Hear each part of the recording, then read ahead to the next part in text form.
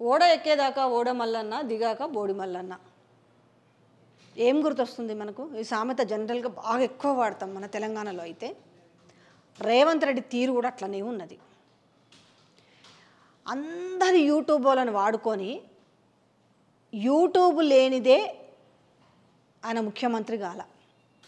ఇక అందులో ఎవడో ఒకడు నాదే ముఖ్యము, నేనే 100% అని చెప్తారు. కానీ ప్రతి ఒక్కరు కూడా యూట్యూబ్లను వాడుకొని నెగిటివ్ వార్తను స్ప్రెడ్ చేసి ఇవాళ అధికారం ఎక్కిన తర్వాత ఇవాళ మీరు వాడు వీడు అసలు కొసరు అని మాట్లాడుతున్నారు.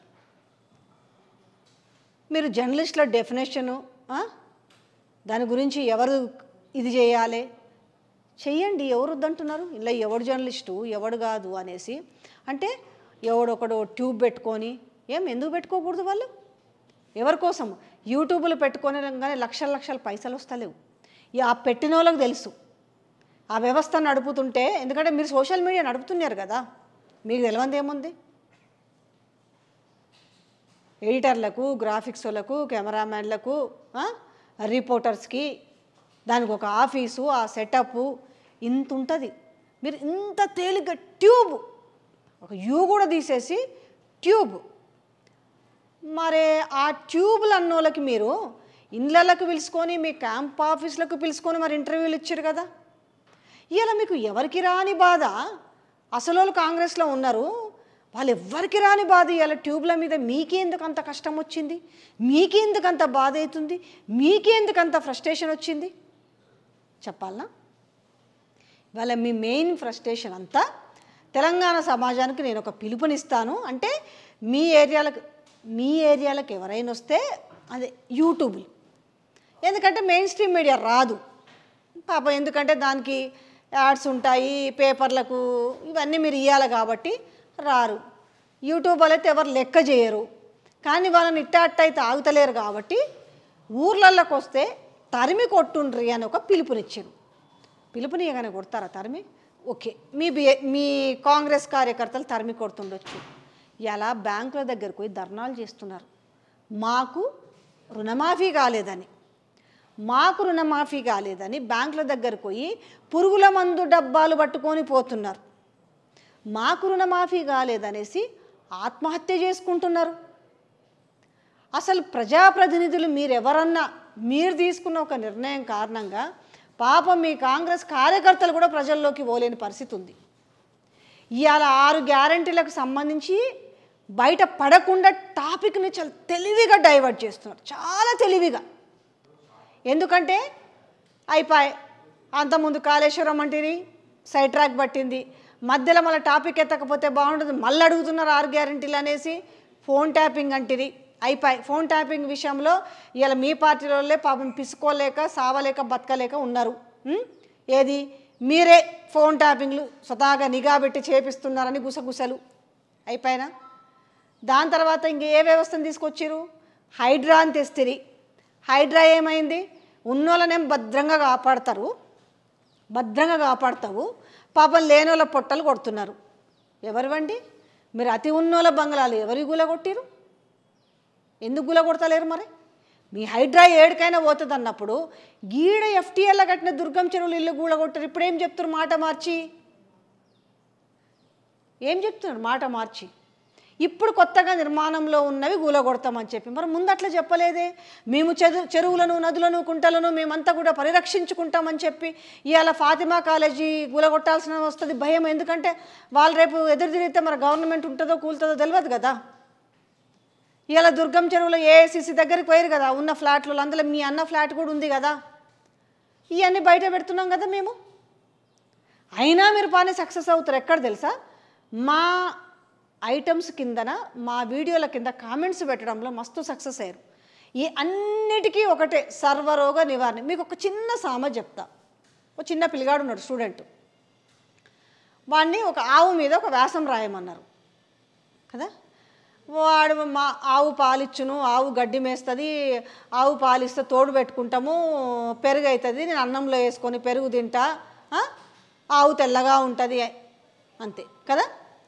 దాని తర్వాత ఒక ట్రైన్ గురించి రాయమన్నారు. ట్రైన్ డబ్బాలు డబ్బాలు ఉంటుంది, ట్రైన్ పొడవుగా ఉంటుంది, ట్రైన్లో ఎక్కిపోవచ్చు, ట్రైన్ కింద పైస పెడితే పెద్దగా అవుతుంది. అట్లా ఉంది మీ వ్యవహారం. మేము ఏ వీడియోలు చేసినా మీరు ఒక్కటే మాట అందుకుంటారు, BRS paid batch. Mister Revanth Reddy గారు, మరి మీకు వార్తలు రాసినాడు ఎంతెంత మాకు డబ్బులు ఇచ్చారో జర్ర చెప్పురు, ఎన్నెన్ని కోట్లు ఇచ్చారు, ఎన్నెన్ని లక్షలు ఇచ్చారో చెప్పురు. పోని బయటకు వచ్చి చెప్పురు, ఎంతెంత ఇచ్చారో చూపించరు. మరి పోని ఎవ్వడు ఇంతోడు అదే మాట, అంతోడు అదే మాట, బీఆర్ఎస్ పెయిడ్ బ్యాచ్. ఏం బ్యాచ్ అది చెప్పండి. మీరు ఎంత ఇచ్చారో చెప్తే మరి మీ దగ్గరే ఉంటుంటాం కదా. మరి వీడికి ఎందుకు వచ్చినాం? మీకు వార్తలు చేసినప్పుడు మీరు ఇంకొక సందర్భంలో అన్నారు, మీడియా అంటే జర్నలిస్టులు అంటే ఎప్పుడు ప్రతిపక్షం వైపే ఉండాలి, ప్రజల వైపే ఉండాలి అని మాట్లాడు. మరి ఇప్పుడేంది ఇట్లా మాట్లాడుతున్నారు? అంటే మీరు ప్రతిపక్షంలో ఉన్నప్పుడు ఒక ప్రాణము, అధికార పక్షంలో ఉన్నప్పుడు ఒక ప్రాణం ఏమన్నా ఉందా మీ దాంట్లో? అంటే మీరు సచ్చి బతికిర్రా ఏమన్నా? కొత్తగా అన్ని అంటే పాత అన్ని మర్చిపోయినరా ఏమన్నా? ఎట్లా మాట్లాడతారు ఇట్లా? మీరు అసర్లు కొసర్లు అంటారు, అసలు మరి మీరు కొసరే కదా. ఇలా ఎప్పటి నుంచో మేము పట్టుకొని ఉన్నామని చెప్తున్నారు ఎవరు? కాంగ్రెస్ పార్టీలో ఉన్న పెద్దలు. పాపం బట్టి కావచ్చు, ఉత్తమ్ కావచ్చు, విహెచ్ కావచ్చు, శ్రీధర్ బాబు కావచ్చు, పొన్నం ప్రభాకర్ కావచ్చు, ఆర్ దామోదర్ రెడ్డి కావచ్చు, జానారెడ్డి కావచ్చు, వీళ్ళందరూ గౌరవనీయులు పెద్దలందరూ. మరి వాళ్ళకి కాదని మీరు ఎట్లా ముఖ్యమంత్రి అయ్యారు? మీరు కొసరు కదా. అసలు మీకు తెలంగాణ మీద ప్రేమ లేదు, మీకు కాంగ్రెస్ పార్టీ మీద అభిమానము లేదు. ఎందుకంటే మీకు ప్రేమ అభిమానము ఉండుంటే ఏం పిలిచిరు మీరు? సోనియా గాంధీని ఏమన్నారు? రాహుల్ గాంధీని పప్పన్న విషయం మర్చిపోయారా? తెలంగాణకు పట్టిన శని సోనియా గాంధీ అన్న విషయం మీరు చెప్పిన విషయం మర్చిపోయారా? అంటే మీకు అంటే అవయవాలన్నీ మారుతాయా? అంటే మీరు ప్రతిపక్షం నుంచి అధికార పక్షం రాగానే మీ ఒంట్లో ఉన్న అవయవాలు మారినాయా? ఆర్గాన్స్ అన్నీ ఏమైనా చేంజ్ అయినాయా మీకు? మెదడుతో సహా అన్ని, పుర్రతో సహా అన్నీ మారినాయా మీకు? ఎటంటే దిప్పి మాట్లాడతారు. మీరు చెప్పినట్టే కదా ఇవాళ ప్రతిపక్షం వైపే ఉన్నాం కదా. అంటే ప్రతిపక్షం వైపు ఉంటే తప్ప? అంటే రోజు మాకు కోట్లు ముద్దర్లు వేసిస్తారా? మీరు మాట్లాడుతున్నారు, గట్టెక్కిండ్రు. అందుకే చెప్పినా కదా, ఓడెక్కేదాకా ఓడమల్లన, ఓడ దిగినాక బోడిమల్లన అన్నట్టుగా ఈరోజు ఏవైతే ప్రతిపక్షం వైపు ఉన్న ఛానల్స్, ఒక మిర్రర్ టీవీనో, లేకపోతే ఒక సిగ్నలో, లేదంటే ఒక న్యూస్ లైనో, ఒక వైఆర్ టీవీనో, కొన్ని ఛానల్స్ ఉన్నాయి. ఏం మీకు అంత కడుపు మంట? మీకు ఎందుకంత దుఃఖం వస్తుంది? మీకు ఎందుకంత ఫ్రస్ట్రేషన్ వస్తుంది? మీరన్నా చాలా బాధగా అనిపిస్తాయి కొన్ని చెప్పాలంటే. అప్పుడు మీరు ప్రతిపక్షంలో ఉన్న అధికార పార్టీలకు చండాలమైన నిక్నేములు పెట్టిరు, లేనిపోని ఎఫ్ఐఆర్లు అంటే కట్టిరు. అంటే దిగజారి మేము అట్లాగే ఇంకేమన్నా మాట్లాడుతున్నామా? అట్లా దిగజారి మాట్లాడినోనికి, ఒక ఆడోళ్ళంటే గౌరవనీయనోనికి మీరు పిలుచుకొని అంతే. అతను ఒక పదవి కోసము, పొలిటికల్ దానికోసము ఆయన అన్నాడు కదా, నేనే కాంగ్రెస్ పార్టీని అధికారంలోకి తెచ్చిన, అంత కాంగ్రెస్ పార్టీలో ఉన్నంతోళ్ళు కూడా స్క్రాపే, ఇంక్లూడింగ్ రేవంత్ రెడ్డితో సహా అని ఆయన బాజాప్తా వీడియో చేసిండు కదా. అందుకే కదా ఎమ్మెల్సీ ఇచ్చిర్రు. కానీ మేము అట్లా పనిచేస్తలేమే. మేము రాజకీయ నాయకులమా? మరి నేను ఉండదలుచుకుంటే, అదే నాకు రాజకీయ పదవి కావాలనుకుంటే, అదే మరి మీ మోచేతిలో నీళ్ళు దాక్కుంటూ నేను ఆడనే ఉంటుంటే కదా. మరి ఈడెందుకు వచ్చి మాట్లాడుతున్నా? ఎలా ఒక ప్రతిపక్ష పాత్ర పోషించాలని నేను ఎందుకు అనుకుంటున్నాను? కొంచెం మాకు పెయిడ్ బ్యాచ్ అన్నటోళ్ళకి కూడా చెప్తున్నా, మీరే పెట్టిస్తురు కాబట్టి చెప్తున్నా. అదే రికార్డ్స్ అయిన జర్నలిస్టులు ఉన్నారట, మరి మాకు తెలియదు, వాళ్ళు కూడా మరి ఒకసారి వినరి. ఎందుకంటే కొంతమంది మరి వాళ్ళ కోసం పనిచేస్తే ఇవాళ టీశాట్లో, లేకపోతే తెలంగాణ పత్రికకు, మాసపత్రికకు, దానికి ఎగ్జిక్యూటివ్ ఎడిటర్లో ఏవో చేసిరు కదా.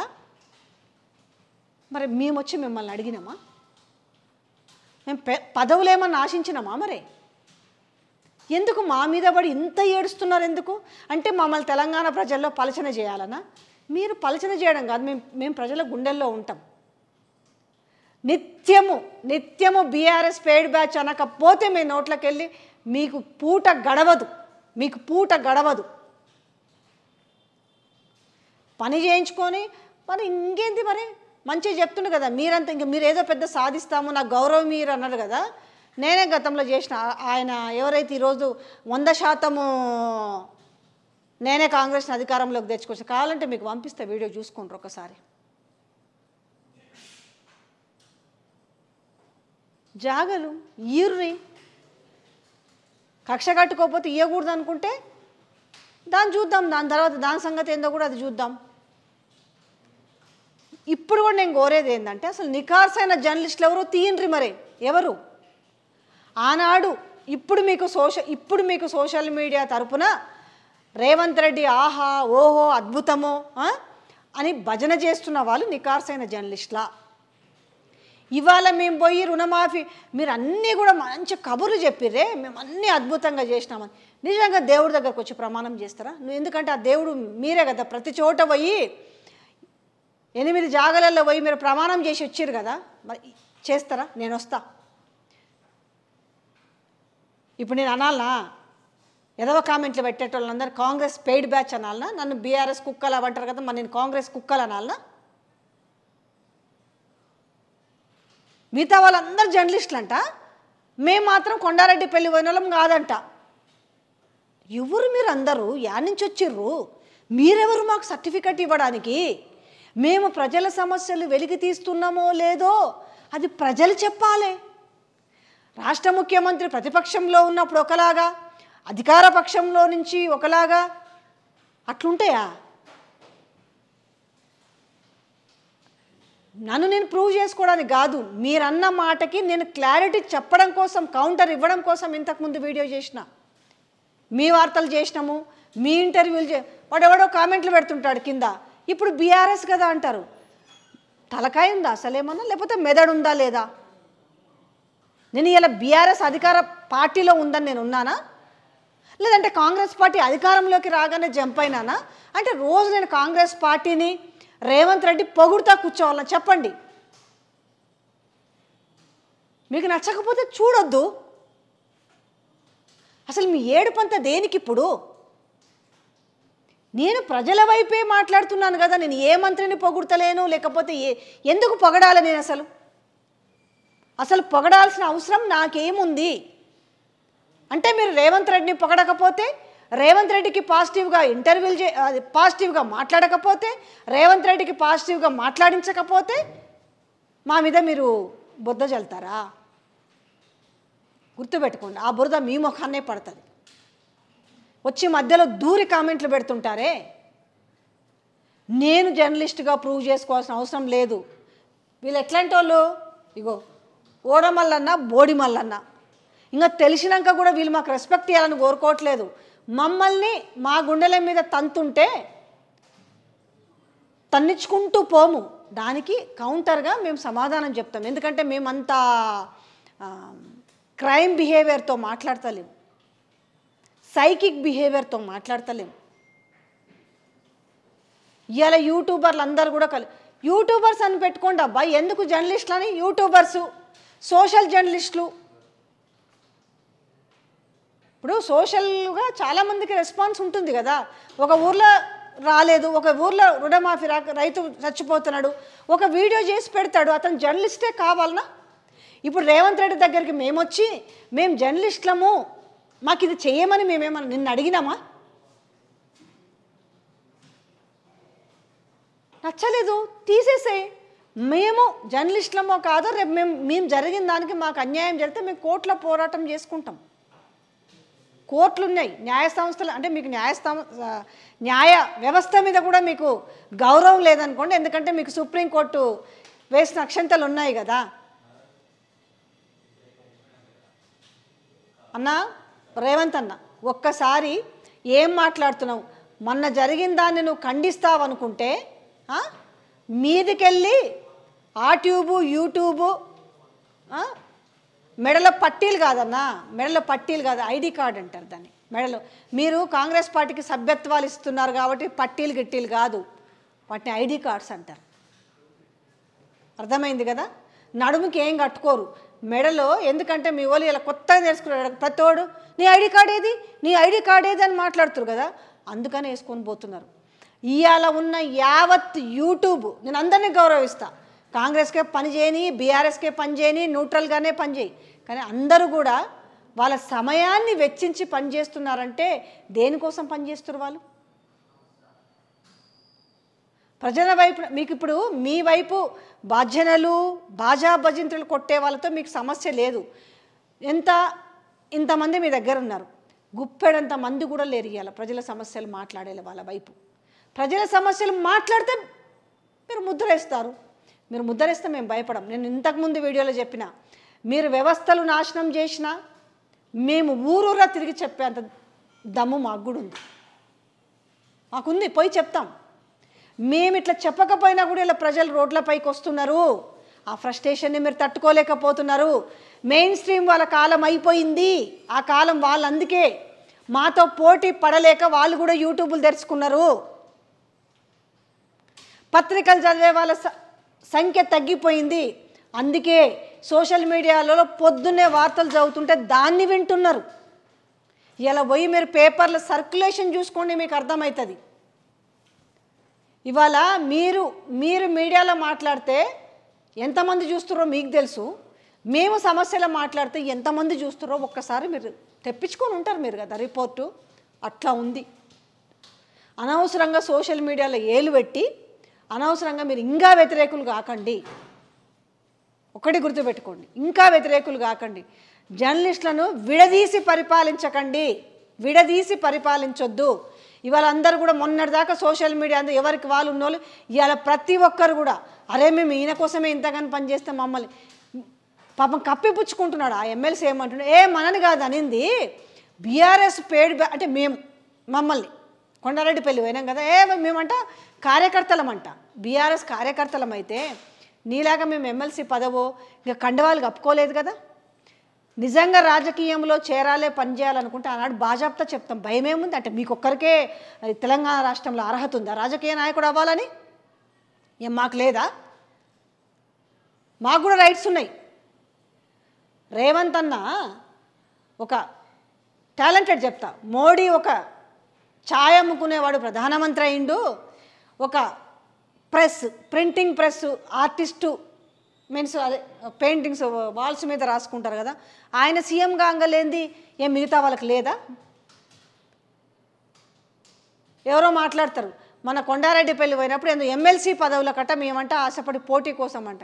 ఎవరికి కావాలి ఎమ్మెల్సీ పదవి?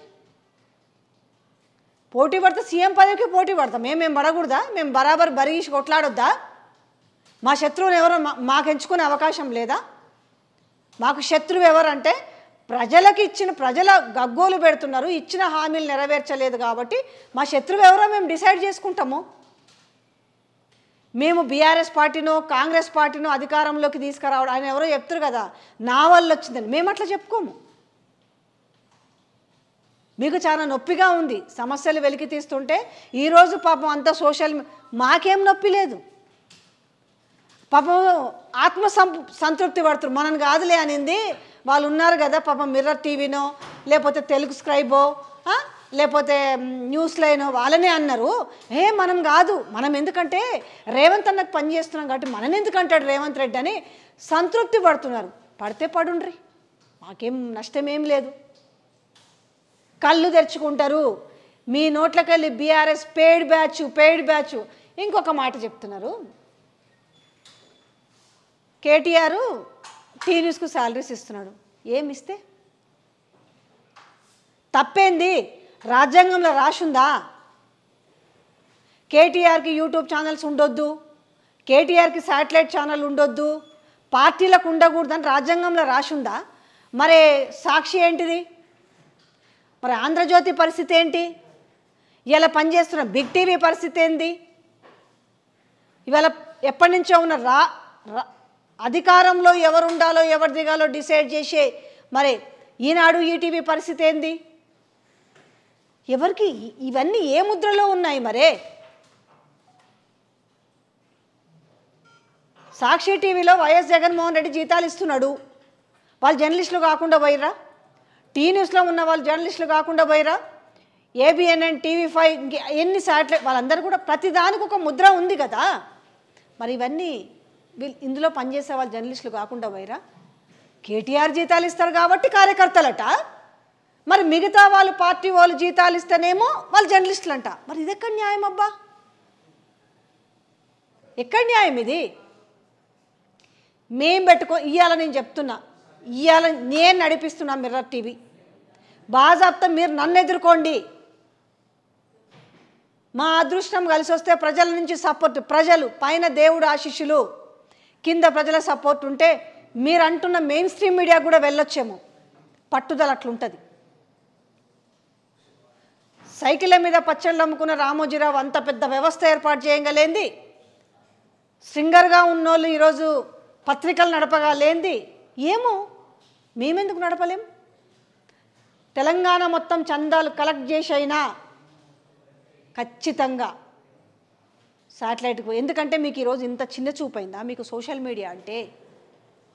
పెడతాం. మా టైం కలిసి వస్తే వస్తుంది, మాకు కూడా టైం రాకుండా ఉండదు. ఇవాళ దంతుండొచ్చు, మీరు కొడుతుండొచ్చు, ఎన్నో చేస్తుండొచ్చు, కానీ అన్ని రోజులు అన్ని రోజులు చీకటి ఉండదు, అన్ని రోజులు వెలుతురు ఉండదు. మేము కూడా ఇలా చీకట్లో బతుకుతుండొచ్చు, మాకు కూడా వెలుతురు వస్తుంది. ఇలా చులకన చేసి మాట్లాడుతున్నారు కదా. మరి నువ్వు ఒక రైతు బిడ్డ నుంచి ఎదుగొచ్చినా అని చెప్తున్నావు కదా మిస్టర్ రేవంత్ రెడ్డి. మరి నువ్వు అంచెలంచెలుగా తొక్కుకుంటూ వచ్చినావో ఎదుక్కుంటూ వచ్చినావో. మేము మాత్రం ఎదగలేమా? అంచెలంచెలుగా ఎందుకు ఎదగము? గుర్తుపెట్టుకోండి, అన్నీ మాకు గుర్తున్నాయి, అన్నీ మాకు ఆదుకున్నాయి, మర్చిపోకండి. శాశ్వతం కాదు రాజకీయము. చదువుకున్న ఐఏఎస్ పదవి శాశ్వతం, ఐపీఎస్ పదవి శాశ్వతం, టీచర్లు శాశ్వతం, చదువు చెప్పేటోడు శాశ్వతం, జర్నలిస్టు కూడా శాశ్వతమే. తన నోరు పనికొచ్చి నోరున్నంత వరకు తను జర్నలిస్టుగా బతుకుతాడండి. కాళ్ళు చేతులు పడిపోయినా కూడా తన నోరున్నా కూడా తన భావ వ్యక్తీకరణ చేయగలుగుతాడు, ప్రజల గురించి మాట్లాడగలుగుతాడు. నేను అందరి గురించి చెప్పట్లే, కొందరి గురించి అయినా చెప్తున్నా. ఇంత విశ్లేషణగా మీకు ఎందుకు చెప్తున్నానంటే, కనీసంగా మిమ్మల్ని ఎవరైనా సైడ్ ట్రాక్ పట్టిస్తే కళ్ళు తెరుచుకుంటారని చెప్తున్నాను, అంతే. కళ్ళు తెరుచుకుంటారని చెప్తున్నా. ఇవాళ జాగాలు ఇచ్చిరు కదా, ఇవాళ అందరు లేరు కదా. కొంతకాలం చేసిరు, కొంతమంది పాపం చనిపోయినారు, కొంతమంది పక్క రాష్ట్రంలో ఉన్నారు. పని చేసిరు కాబట్టి పట్టాలకు అనర్హులైరా. ఇవాళ కార్టూనిస్ట్ అనే వ్యక్తికి కూడా మరి జర్నలిస్టు కాదే. నేను తప్పు పట్టట్లేదు, మీరు అసరు కొసరు అని మాట్లాడేది కాబట్టి మీరు ఈరోజు కాంగ్రెస్ కార్టూనిస్ట్కి మీరు ఇచ్చారు, తప్పు పట్టలేదు. కానీ కార్టూనిస్ట్ జర్నలిస్ట్ అవుతారా? మరి జనరల్గా జర్నలిస్ట్ అంటే ఎవరు మీ ఉద్దేశంలో? ఫీల్డ్కి పోయి వార్తలు కవరేజ్ చేసుకొని వచ్చే వాళ్ళ బతుకులు అంతంత మాత్రంగా ఉంటాయి. వాళ్ళు ఇల్లు కనుక పొల్లు కొనుక్కోలేరు, వాళ్ళకి మనము ఒక ఆపన్న హస్తం అందించాలనేది ఉంటుంది. కానీ ఈరోజు అదంతా కూడా మారిపోయింది కదా. చెప్పాలే, ప్రశ్నించాలంటే చాలా ఉన్నాయి. అసలు కొసరు అన్నారు, చివరిగా కంక్లూడ్ చేస్తాను. ఈ ఈరోజు అసలు వాళ్ళని కాదని కొసరు వాళ్ళు మీకు నోరుందని, మరి మీకు తెలివి ఉందనో, మీరు బాగా బూతులు తిడతారనో ఏంటో మిమ్మల్ని అయితే సీఎంగా ఎంచుకున్నారు కదా. ఇలా మాకు కూడా అసలు వాళ్ళు ప్రశ్నిస్తలేరు కాబట్టి మరి కొసరని మీరు అన్నారు కాబట్టి చెప్తున్నా. మరి కొసరులమైన మేము ప్రశ్నిస్తున్నామని జనాలు మమ్మల్ని హక్కున చేర్చుకుంటున్నారు. మాకు రాజకీయ పార్టీలు, రాజకీయ నాయకులు కాదు, మమ్మల్ని ప్రజలు ఖచ్చితంగా గుండెల్లో హత్తుకుంటారు, వాళ్ళ గుండెల్లో మాకు స్థానం ఇస్తారు.